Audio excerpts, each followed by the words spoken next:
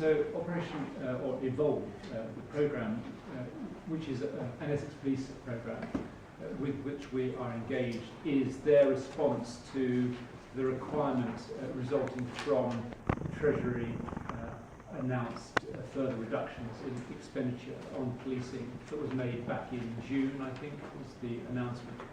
That is about 3.5% a year, in effect, over 3 years. And that gives the 36 million. That's where the 36 million pound figure comes from. So that's about 3.5% further savings the police would be required to make, running through to, somebody will correct me if I'm wrong, 16, 17 is the last of those years. The Chief Constable's response to this has been thoughtful, inclusive, I think strategic and forward-looking. He set up a small team within Essex Police to work out what's the right response to making those savings. He's involved us at every stage. We decided to set up, rather than, it certainly is not for me to tell him how to make those savings, but we decided that we would agree a set of principles that have been published out there on the Essex Police website. They're probably on our website as well. Yeah, they are indeed on our website. So please do have a look on our website. You'll find the information there. And the principles are along the line. I won't run through them all. There are 8 or 9 principles, but they're along the lines of saying we will protect local policing. We will look to the opportunity to build opportunities like the specials, which I think is really important. That we will try. It's about trying to take a longer term view, and it's not about individual units. We're not looking at those that sort of detail. So that work has just started. Our team will be engaged. Susanna will be leading the involvement of our office in that to make sure that we're sticking by the principles, and clearly alongside those the ones I mentioned, also make this mostly focus on continuing to focus savings on those areas furthest away from where harm would result. We must focus on those issues that cause most harm. So that's the sort of approach. The timescale has not been set very tightly. It will run over the next few months. And this work, of course, is on top of the continuing work to deliver the 4th year, i.e. next year, of the original savings plan that came out of the last comprehensive spending review. So to remind you, we're in year 3 of the 4-year plan. The Evolve work will take us on the 2 years beyond that, reflecting the challenge set by the cuts in public expenditure. And it will be thoughtful. And what pleases me is firstly the Chief Constable's willingness to agree principles with us, but also to involve officers very creatively in how they go about finding the solutions to that challenge. That's an overview. I hope that's helpful. It's very helpful. Thank you. It's very helpful. We're on members of plan. And of course it will concentrate our minds in the coming months when we come up to the reviewing with our financials for next year. So I think, Tim, if you wanted to have a comment on that question, I'm happy. Do you want me to raise, because I was going to raise it later, but I can raise it now if you want. I think probably later, because this is a questions for the public issue, but we've noted the fact, and there will be time for you to do that. Chairman, I might have added that it might be good for, perhaps I could ask Susanna to work with Colin to make sure you're all aware when these statements go out. We do publish, we're publicising jointly with the police, sometimes ourselves. On the websites, we're getting information out there. Perhaps we should make sure that the committee is given a heads up on all of this. There's no reason why not, and if it was an oversight on our part, I apologise for that. But it is, the choreography of all of this is quite important. It's important that police officers hear these announcements that might be quite worrying for them. They hear them first, I think, but the public announcements are going out, and we're trying to be as open as we can and fully transparent. And it may be that we've missed an opportunity just to make sure all the members here are given a heads up when something like that is put out. Or maybe it's happened and I was unaware of it. It's a very elegant way of saying that it would be useful, perhaps, for us to know, rather than seeing it in such an esteemed August. august organ as the cost. There's an awful lot of data here. There's a lot of meat in these statistics. So at the end of it, you know, if you want to make notes of what you want to ask, it will be interesting. So is that okay with you? Of course, Chairman, thank you very much indeed. Ladies and gentlemen, thank you for letting us present this the first time we've had a go at a performance report with numbers. We, I think, exposed you last time the sort of approach that we were taking, but here we've got our first attempt to put some flesh on the bones of reporting on how we feel we are doing against the areas of focus that we identified in the Police and Crime Plan. Clearly, an organisation like a Police and Crime Commissioner and my office, we must have a robust performance framework so that we know how well we're doing, and even more importantly, that you can have some judgment about how well we're doing. So the importance of this has been very clear to us.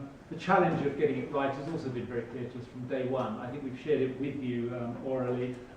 We've been working on our approach throughout the time that we've been working, and perhaps I could at this moment just thank and pay tribute to Jill Butler, who's actually here, who's been on loan to us from Essex County Council for kind of a day a weekish sort of to help us with getting our heads around this performance framework, because frankly we didn't have the skills in-house when we started, and we've been gradually planning how to build those skills into the team.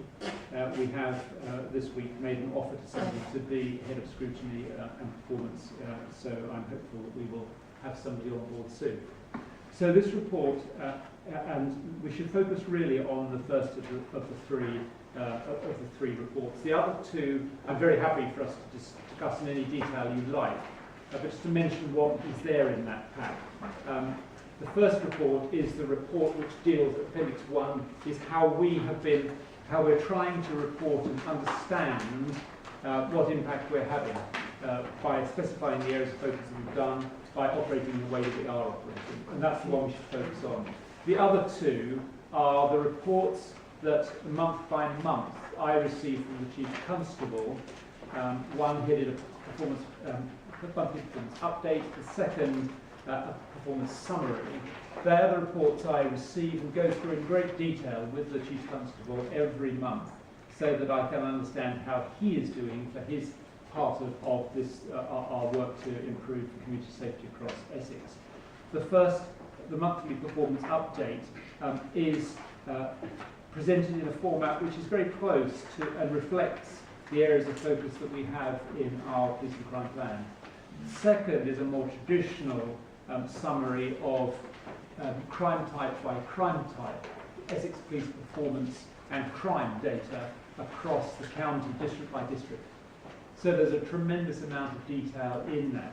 Now, I'm very happy to refer to them and to answer any questions, but I would suggest to you that in order of importance, the first report is, the first appendix is the most important. The second is worth looking at because it's showing the attempts of the police to respond to what I'm saying are the priorities for the county and how they might think about it and try and gather data. So that's the shape of the three reports. Again, it's worth making very clear that I know we're on a journey here with these. This is our first attempt to put numbers alongside them of the data and to try and pull out for you the key things we have been doing, how we've been spending the money, and what the numbers look like when we start trying to collect data that's relevant to things we say matter. It won't surprise you, because I think many of you have been in this longer than I have actually through your community safety engagement. Just getting data that is reliable on things like alcohol and drugs misuse, the impact of treatments, mental health issues, looking at reoffending data, youth offending data. It's a very complex area and very difficult to get at data that we can be confident about or may be really meaningful. But I'm very determined over the next 2 or 3 years, and it will be a 2 or 3 year journey. This is not a 6-month journey, it's a 2 or 3 year journey to really understand and hold to the light what this data looks like for Essex. And to adjust it, of course, is if we swing our focus Next year, for example, if we do move to different areas of focus, then we'll need to try and generate performance measures and data that will tell us how well we're doing. So I am not saying this is fully developed, far from it.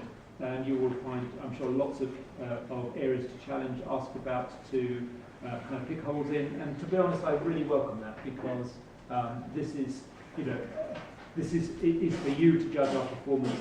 And if you can see that we are, as I know, the areas that are not covered, the more we can tailor what we measure and think about to the input that you can help us with, the more I value that. I wonder what is the best way of doing it, really. Just going through, if we look at Appendix 1, which I think is the best way of doing it, we just walk through it without lingering on the things. You can see the shape of it. So you know the focus we've been giving to domestic abuse. So we've got a page, which is page 1 of Appendix 1, telling you, firstly, the headline indicators that we decided to try and measure, a little bit of context, what we've actually been doing, what we've been spending. On the next page, you know, allocation of funds, what have we been spending our money on. On page 3, some data, looking at the number of incidents, repeat incidents, with a little bit of commentary. Page 4, similar data developed in slightly different ways. Sold rate. We might want to look at sold rates. There are really good news stories around sold rates generally with crime, but with domestic abuse, actually a slight increase this year over last year, 1%, so it's more or less the same.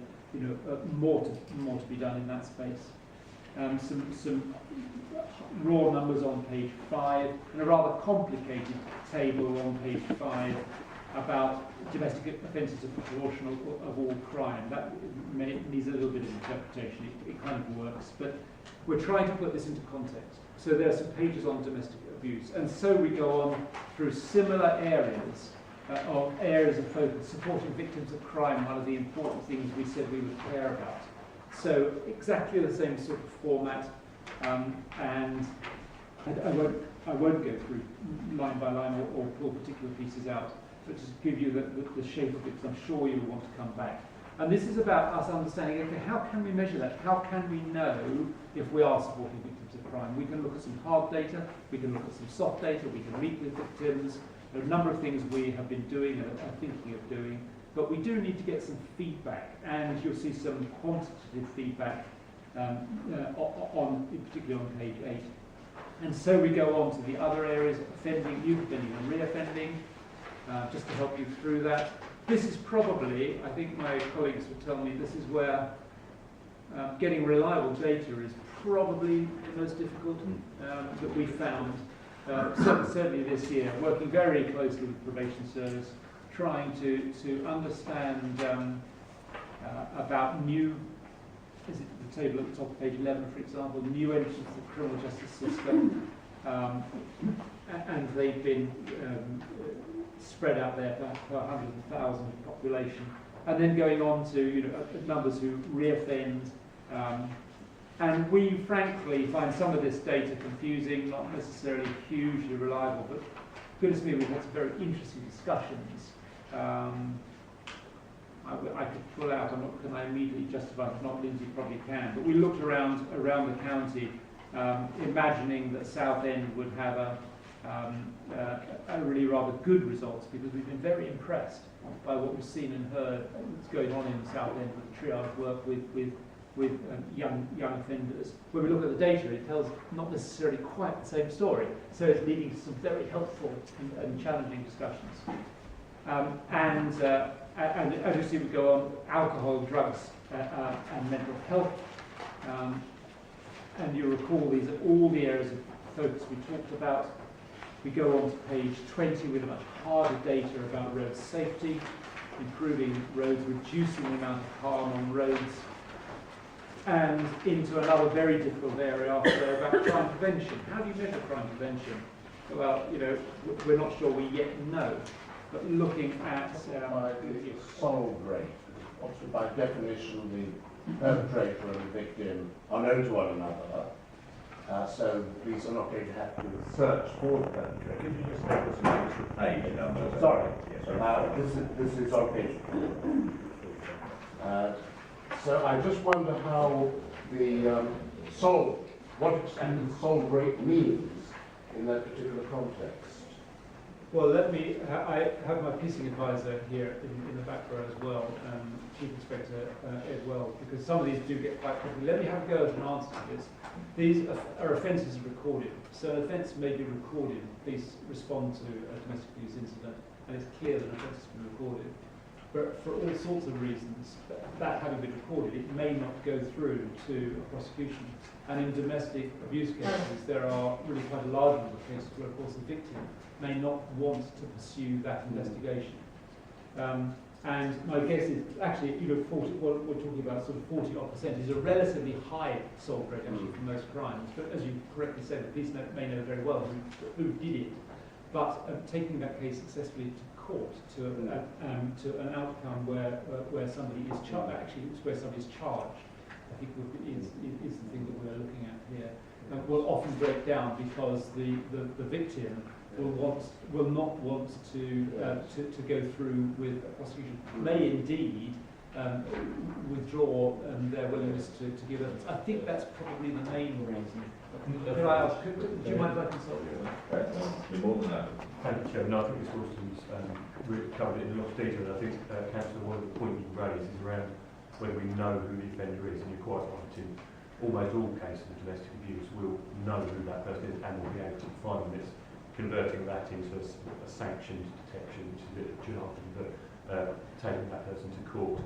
Or another sanctioned detection would be a caution, or even possibly restorative justice. But those are areas we really steer away from as far as domestic abuse is concerned. It's charging that person to court or caution in some circumstances. And the reasons that my simple way of thinking, if you've got repeat incidences of domestic abuse, surely to a degree, the offender is the repeater, so you must have some data that ties up. Because if it's a repeat incident, I would take it to mean that means it's the same person that's perpetrating the domestic abuse. Therefore, there must be a correlation, in my small way of thinking, of the repeat offender. So I'm not entirely clear why perhaps some data is not evidential with that, because to me there is a correlation. I could be totally wrong and off the book. And then I would be interested to know, with the data you've provided in the report, and indeed other reports, your performance data, where do you get it from? Is it just one source, or do you obtain comparative data from a number of sources? Let me take the second question first, if I may. Most of the crime data is coming from the police.